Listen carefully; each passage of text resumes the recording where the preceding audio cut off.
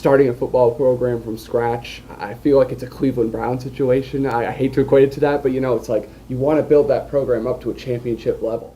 Well, the thing is, when I took over Panhandle State, obviously they had an established football team, but it was a group that was really down, Yeah. and we knew that going into it. We knew the challenges that place had, and we stayed committed to a 3-year plan. We knew that we weren't going to be able to fix all the issues year one.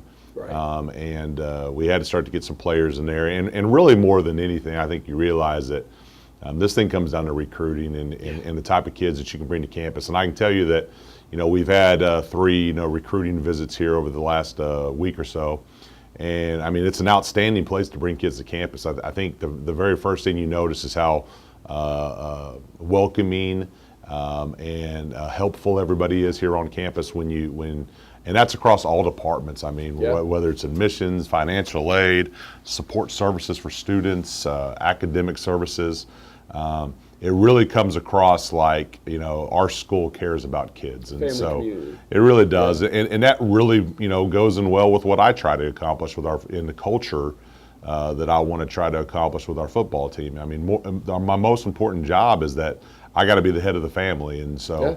I take that very seriously. We want our kids to be happy and healthy and play sports and have a great experience in college. And so there's just a lot of those things that I think are going to all come together over the next few years. That's going to make it to where we have an outstanding football program here pretty shortly. I feel like definitely, and you definitely are preaching dedication right now, and that's key in this Yeah. situation. Those are the the family culture, the dedication. That's the Sean McVays and Dabo Sweeneys of the world. Yeah. They're out there getting it done through that kind of deal. And I think when I was a younger coach, I didn't think that way necessarily. I thought about it. It was more the X's and O's, the scheme. All that kind of stuff was more important. And obviously, you got to recruit. You got to recruit great football players, but you got to develop them when they get here. And that development's not just in the weight room. Yeah. It's not just learning the X's and O's and learning your scheme. It's about how do you get an 18-year-old guy